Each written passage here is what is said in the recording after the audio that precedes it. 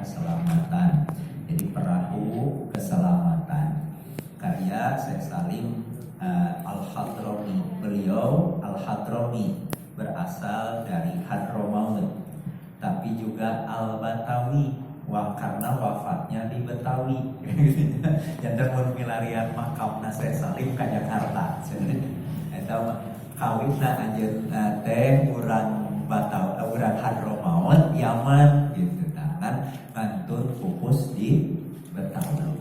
Kantun pupusna di Jakarta. Jangan mangga ka Jakarta aya makam anjeunna di ditu.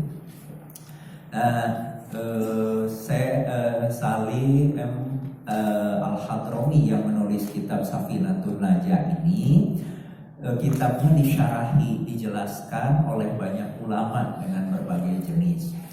Yang paling masyhur di negeri kita di Indonesia yaitu sarahnya, penjelasannya adalah karya Syekh Nawawi Al-Bantani Al-Maki. Syekh Nawawi Al-Bantani karena asalnya orang Banten, Al-Maki karena pupusna di Mekah. Gitu aja. Lamun tadi mah urang Hadramaut, urang Arab pupusna di Jakarta. Aya nama urang Banten pupusna di Mekah. Gitu. Syekh Nawawi teh gitu aja. Syekh Nawawi urang Banten pupusna di Mekah, Al-Maki. Nah, Syekh Nawawi menulis kitabnya Kasyifatus Sajah, syarah penjelasan dari kitab Safinah. Ini yang paling masyhur di Indonesia. Lamun orang agak kitab Safinah di pesantren-pesantren di Indonesia rata-rata itu sudah beserta syarahnya yang karya Syekh Nawawi Banten, yaitu kitab Kasyifatus Sajah. Nah, hanya di sore hari ini kita tidak menggunakan secara langsung karya Syekh Nawawi Banten yang namanya kitab Kasyifatus Sajah, tapi kita menggunakan karya Syekh Mahmud Muhammad Asyibli yang beliau menulis Al-Jawahir At-Taminah fi Adillatis Safinah. Jadi kitab Safinah karya Syekh Salimnya ini ditulis dalil-dalilnya oleh Syekh Mahmud dalam kitabnya Al-Jawahir At-Taminah. Yang bentuk penulisannya itu akan ditulis berbentuk catatan-catatan kaki. Jadi kitab Safinahnya di atas nanti ada penomoran, kita lihat catatan kakinya. Oh, masalah ieu teh dalilna nu mana? Masalah ieu dalilna nu mana? Ini kenapa kita mengkaji seperti ini zaman ayeuna? Ya, kalau dulu kita ngaji waktu kecil kita belajar Safinah ya rukun sholat, rukun fardu wudu, terus kita praktekkan. Tapi zaman ayeuna mah sok aya nu naroskeun, rukun sholat eta teh di mana dalilna? Gitu ya. Nah, urang buka agar kita semua paham bahwa para ulama ketika menulis kitab seperti Syekh Salim dan yang lain-lainnya, ketika beliau itu menyampaikan pendapatnya, beliau itu merujuk kepada dalil. Hanya kemudian beliau mensistematik pendapat-pendapatnya, penulisannya dalam kitab. Apakah nanti dalam sistematika ilmu fikih, atau dalam sistematika ilmu tauhid, atau dalam sistematika ilmu tasawuf, atau dalam sistematika ilmu-ilmu yang lainnya. Tapi merujuk pada dasarnya kepada dalil-dalil. Baik itu dalil yang asalnya dari dalil yang primer yaitu Al-Quran, maupun dari Sunnah Rasul, maupun kemudian yang sekundernya yang itu dari ijtihadnya para ulama. Itu sebagai pembuka di sore hari ini. Kita mulai kitab Safinahnya. Bismillahi dengan nama Allah. Nah, bersekatan orang Sunda merenya Bismillahi kalawan dengan Allah. Nah, kita buka yang kitab Safinahnya itu dimulai di halaman 13. Kalau yang halaman sebelumnya itu bercerita, gitu ya, bercerita tentang Syekh Mahmud, bercerita tentang sarah-sarah Safinah itu ada apa saja. Halaman-halaman sebelumnya ada yang berbentuknya sarah biasa, ada yang kemudian mengubah dari kitab Safinah yang asalnya berbentuk nasar prosa, kemudian diubah jadi bentuk nadom sampai ada berapa di sini? Ada 7 nadom yang asalnya berasal dari kitab Safinah, syair-syair. Nah itu keluasan ulama terdahulu, keluasan ulama terdahulu. Jadi ada yang menulis berbentuk nadom, berbentuk syairan. Kemudian oleh ulama yang lain nadom itu dialihkan kepada bentuk narasi. Nah, ada ulama yang menulis berbentuk narasi, oleh ulama yang lain dialihkan narasinya menjadi bentuk syair, nadom gitu ya. Nah ini keluasan ulama terdahulu. Ya, nah mudah-mudahan ayeuna oge gitu ya, narajin lah gitu ya. narajin termasuk mengalih bahasakan gitu ya. Nah contoh misalkan ini kita lihat yang nadom Sunda lah gitu ya, bereaksi lah ya bismillah gitu ya. Yang nadom Sunda misalkan kalau kita belajar kitab Takrib misalkan, kitab Takrib, di awal kitab Takrib itu kitab ilmiah berbicara yang dibahas tentang air, misalnya air. Di situ ada miyahu sab'atu. Air itu ada 7, terus anu. Nah, oleh ulama orang Sunda diambil itu dibawa ke dibuat menjadi syair Sunda. Nah, dulu pada belajar ketika madrasah diniyah di desa-desa belajar syair Sunda, belajar sakur cai bijil ti bumi ti langit menang dipake susu Cina jan pahit kaya cihujan sumur ciwahangan dan selanjutnya gitu ya. Itu di mana kitab Takrib gitu ya. Kayak Syekh Suja. Yang Syekh Suja itu generasi kalau tidak salah tahun 300 Hijriah gitu ya. Generasi itu luar biasa, ayeuna aya 1000 tahun benernya di kitab karya Syekh Suja itu gitu ya. Sampai ke generasi kita. Dan pertama-tama kita belajar tidak dengan kitab Takribnya di kampung-kampung di Sunda dengan syair Sundanya. Ada tadi sakur cai bejil ti bumi ti langit ya. Nah, itu ulama terdahulu. Tos ngadongeng. Nah, jadi yang halaman-halaman sebelumnya itu penjelasan riwayat tentang siapa saja yang membuat syarah Safinah, siapa yang mengalihkan Safinah dari narasi ke bentuk nadoman, bentuk syairan dan yang lain-lain. Tapi kitab Safinahnya kita mulai di halaman 13. Bismillahi hanya dengan nama Allah.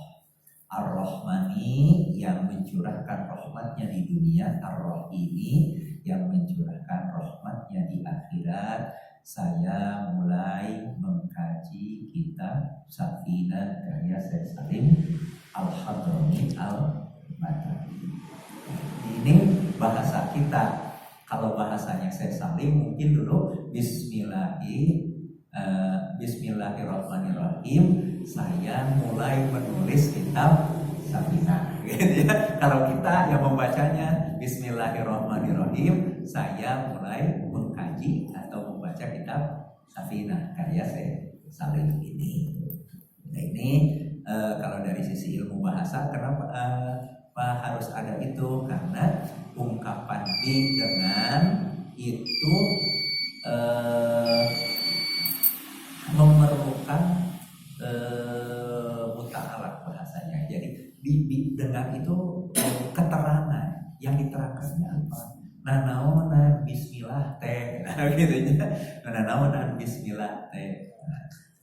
Nah, ungkapan pekerjaan kita, apa yang kita lakukan dengan bismillah, boleh di awal secara bahasa itu, boleh di akhir. Boleh saya mulai membaca atau mulai mengkaji kitab Safinah Bismillahirrahmanirrahim dengan nama Allah yang maha, yang mencurahkan rahmat di dunia, yang mencurahkan rahmat di akhirat. Boleh seperti itu. Boleh Bismillahirrahmanirrahim, saya mulai membaca mengkaji kitab Safinah ini. Boleh seperti itu, boleh di awal, boleh di akhir. Hanya para ulama melihat struktur bahasa Arab merekomendasikan di akhir. Kenapa direkomendasikan di akhir? dalam ungkapan bahasa Arab kalau di akhir itu memberi makna hanya, sehingga lebih pas dengan nilai-nilai ketauhidan. Sehingga maknanya Bismillahirrahmanirrahim itu Bismillahi hanya dengan nama Allah. Ada hanya dengan nama Allah. Kalawan jenengan Allah wungkul. Kalau bahasa Sunda itu nyambung kalawan jenengan Allah wungkul. Maparin rahmat di dunia, maparin rahmat di akhirat, abdi ngawitan ngaos ieu kitab Safina. Berbeda kalau saya mulai membaca kitab Safina Bismillahirrahmanirrahim. Nah, secara struktur bahasa Arab kalau yang diterangkannya di awal ya Bismillahnya diakhirkan itu tidak memberi makna hanya. Jadi tidak bisa ada terjemahannya dengan nama Allah kalau perbuatannya didahulukan. Tapi kalau perbuatannya niat kitanya diakhirkan bermakna hanya. Itu bentuk qasar gitu, kalau dalam sastra Arab gitu ya. Jadi ulama merekomendasikan akhirkan niatnya kita, dahulukan bismillah. Yang kedua, kemudian kenapa dahulukan bismillahnya? Agar nama Allah didahulukan gitu ya, dari maksud kita. Tuh. Nah, selanjutnya pertanyaannya nanaonan ngawitan ku bismillah. Mana dalilnya? Kan gitu aja. Kenapa kita mulai dengan bismillah? Nah, kita lihat catatan kakinya. Yastadilu alal iftitahi bil basmalah, menjadi dalil memulai dengan basmalah umurun beberapa hal, beberapa perkara. Apa saja? Awaluha, yang pertama iftitahun nabi, pembukaannya baginda Nabi sallallahu alaihi wasallam kutubahu, tulisan-tulisan beliau, surat-surat beliau bidzalika, dengan memulai dengan basmalah. Kama fis sahihaini, kama sebagaimana keterangan hadis fis sahihaini yang ada pada dua kitab sahih, yaitu kitab Sahih Bukhari dan Sahih Muslim. Fi qissati Hiraqil, pada kisah surat baginda Nabi kepada Hiraqil, kaisar Romawi, rajanya Romawi. Wa fiha, di dalamnya Bismillahirrahmanirrahim min Muhammadin Abdillah wa rasulihi ila Hiraqil adimir Rumi. Nah, jadi suratnya baginda Nabi itu seperti itu.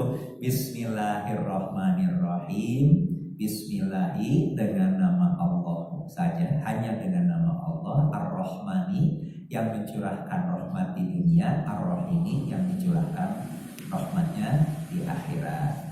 Itu di teks yang tertulis Ar-Rahmannya kurang huruf lam ya.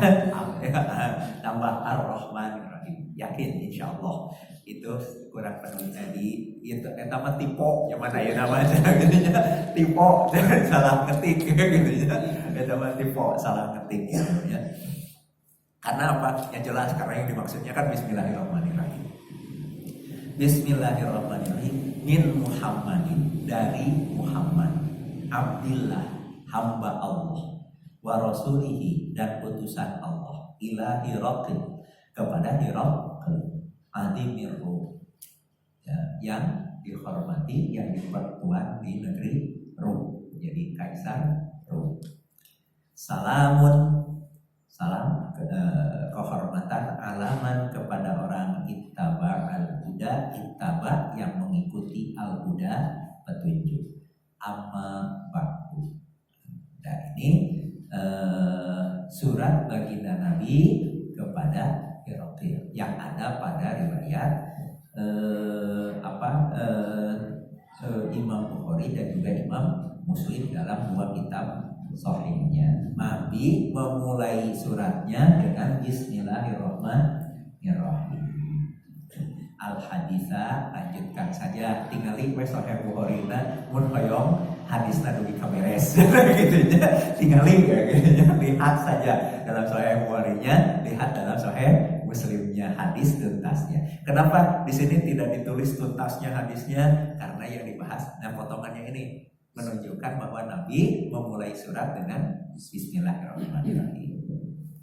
Rawahu meriwayatkan hadis ini siapa? Al-Bukhari, Imam Bukhari pada hadis nomor 7, wa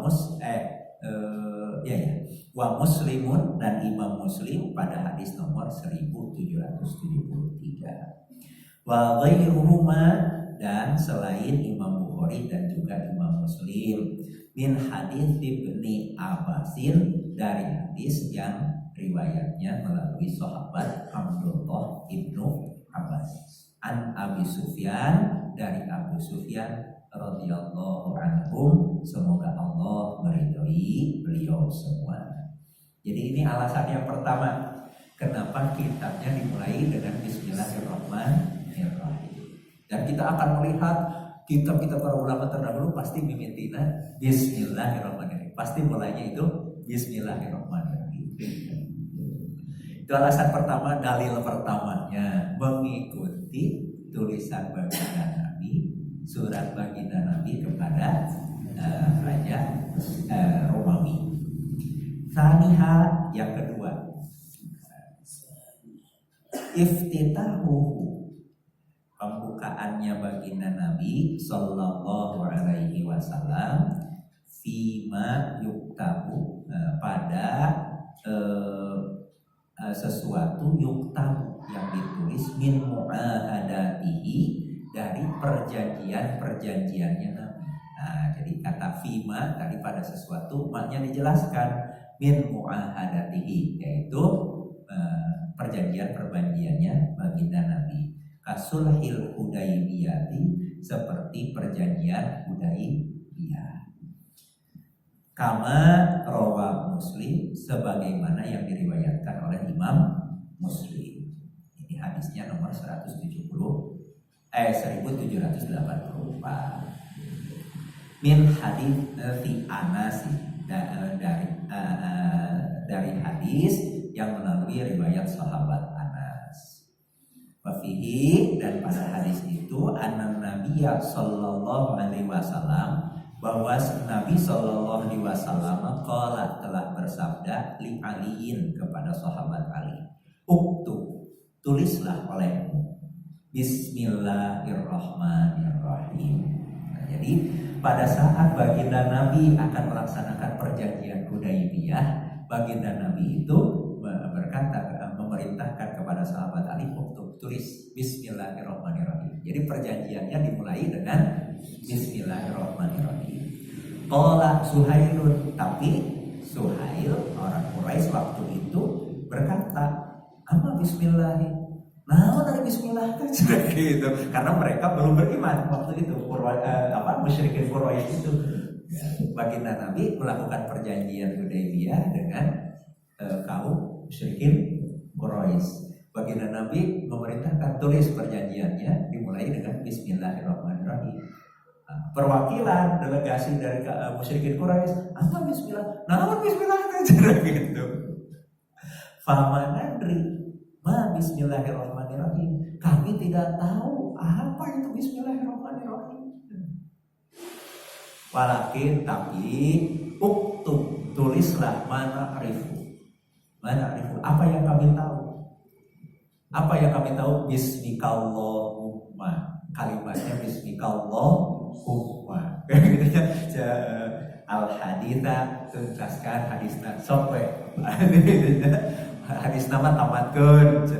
Nah, ini ditulis hanya sepotong berkaitan dengan yang penulisan Bismillah di awalnya saja.